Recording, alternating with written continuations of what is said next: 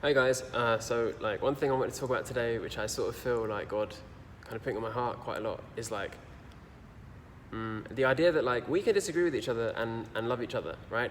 And I kind of feel as though it's an idea that's just getting lost in the UK, definitely where I'm from, but in Western society in general.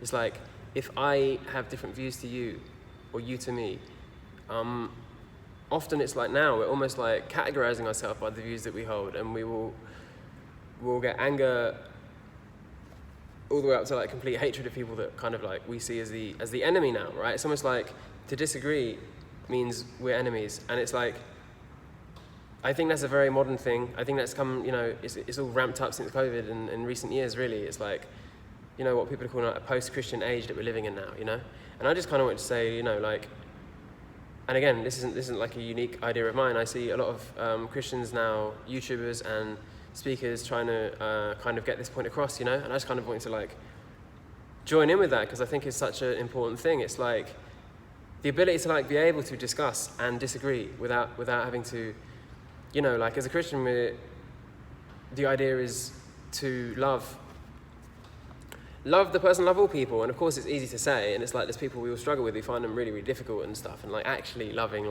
everyone is a monumental task. It's really difficult, but it's still kind of the objective, And I can say for myself, as a Christian, someone that I might disagree with strongly on certain issues, it doesn't mean I hate them, And when you say it out loud, it sounds really obvious, But when you see how it often plays out, when you see on YouTube, there's loads and loads of interesting videos of street preachers and Christians getting to debates with different people on different topics, and how angry people get.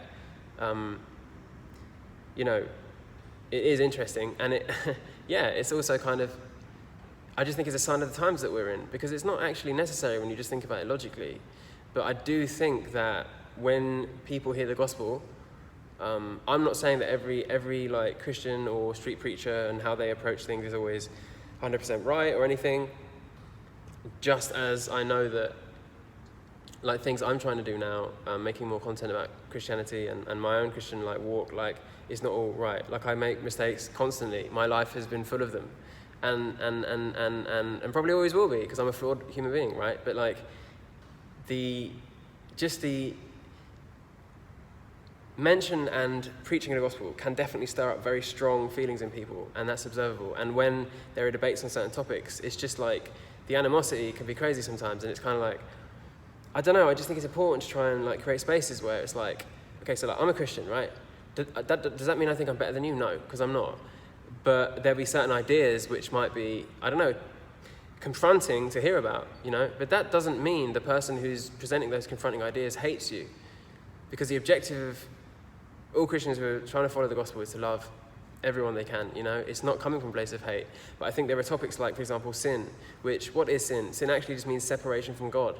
And there's certain things we do which separate us from God. And we, want to all hopefully draw closer to God. So a Christian to actually be loving would be trying to warn people about that, But in the process of doing so, inevitably offends a whole load of people.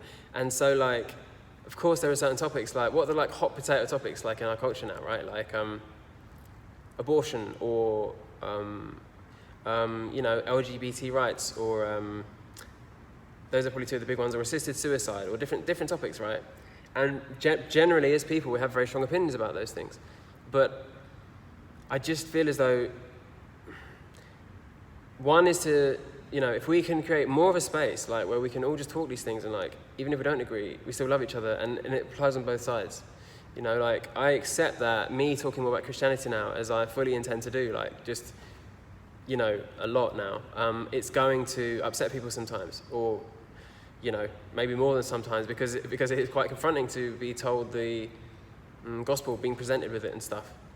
But I hope I can create spaces and have conversations, dialogues with people, both friends, new people I don't know yet, whoever, where it's if I tell you my beliefs, how I feel, and what I perceive is the truth about God, which again, it can be a controversial topic. I do believe there's an external truth about God, which is for all of us. And to talk about all these different things, and the kind of problem of sin and how it negatively affects us personally, society. I mean, the mess we're in the UK is in large part down to turning our back on God completely, really, or a lot more, walking away from it. And so, but to be able to explain and discuss these things without it becoming kind of really incendiary and hateful. And to be honest, like, if people get strong reactions, they're angry, that's fine, that's their right. But like, I want to be able to express to people that I love them, But what really is love when you really get down to it? Is love tolerance? No. This is the thing that I think another thing we have kind of lost sight of in the UK and the Western world. It's kind of like, people will say, well, if you love me, then you're going to tolerate and accept me just the way I am. And while that sounds good, that's not true. Like, love and tolerance aren't the same thing, If you have discovered as a Christian, like,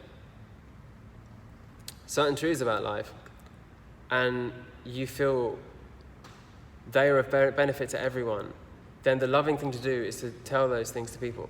And it might not be what they want to hear, but love isn't just about accepting everyone exactly like, because you could take that logic and apply it, for example, to a paedophile. You could say, well, the paedophile could say, well, hey, look, this is just the way I am. I'm attracted to children and I sleep with them, have sex with them. If you love me, you would accept me the way that I am. And you could say that to like a mass murderer who doesn't show any signs of like, stopping, a serial killer. Same thing. Well, if you accept me the way I am, you love me the way I am, you've got to accept that I have this problem, or even they may not call it a problem, they say this is just the way that I am, right? You have to accept me as I am. And I think we could argue in those cases that that's just not logical. So I just bring that up because, like, just this concept that, like, if there is sin that people are wrestling with or they are unaware of in their life, to point it out to them with the intention that you want to try to share the gospel with them and bring them closer to God, to Jesus, which is the thing that really transforms life, but truly transforms life. That's a loving thing to do. And I think very, very often now in this day and age, that's completely mistaken for hatred and judgment, But it's not judgment, because the thing is, it's like the judge of all the world is God. It's not humans, but Christians have the responsibility to share the gospel with others, So, yeah, just so much of what I see, including like so many YouTube videos of street preachers and the reception they get. It's almost like by talking on certain topics such as LGBT or abortion or the topics that people have very strong opinions on and that affect their own lifestyles, they quickly will assume that Christians are standing in judgment of them. And while I know there are some who just do it that way and they aren't being loving, I would argue the majority of Christians are actually trying to love on people, but they're trying to share the good news, the gospel, the good news of Jesus Christ, that is true, that it's not just some old dusty book, doesn't mean anything, that is the true reality of life. Like, that's what people are trying to do. And I know that's what my intentions are to do, And like, so the more I feel I can help and reach people, but have the conversations which are, honest and raw and just real, and people can bring who they are, and that's fine. But we try to create a space where we can disagree with each other and still love each other, And one guy I've been watching, a young guy, his name Bryce Crawford. He's brilliant at this. He's amazing. I think the guy's 21, but he can do this in such a good way, And so he's a huge inspiration for me. And that's the kind of thing I think is really going to help. Like, online, in the UK, anywhere really, the ability to be able to discuss Christianity, truths about life, but in such a way that people can come as they are and say their piece, but also hear the gospel as well. And that's the challenge, really, in a way that, to be able to do it in a way that can really touch hearts and change people, but not leave them feeling judged, angry. And if sometimes they're angry, that's okay too. But, all of us, Christians and non-Christians, I think, trying to create a space where we can talk these things through and kind of keep our minds open, is only going to be a benefit to everyone, I think, So that's just what's been on my mind recently, what I wanted to share about, And yeah, again, as I say, I'll be making a lot of content about Jesus, Really, Jesus has changed my life. Jesus is the truth. Jesus is something I have a huge desire to share with everyone, really. And I know that to some people, it's just not something they want to hear, but when we really strip away everything else, what is more important, What's more important than the reality of our spirit? What's going to happen after we die?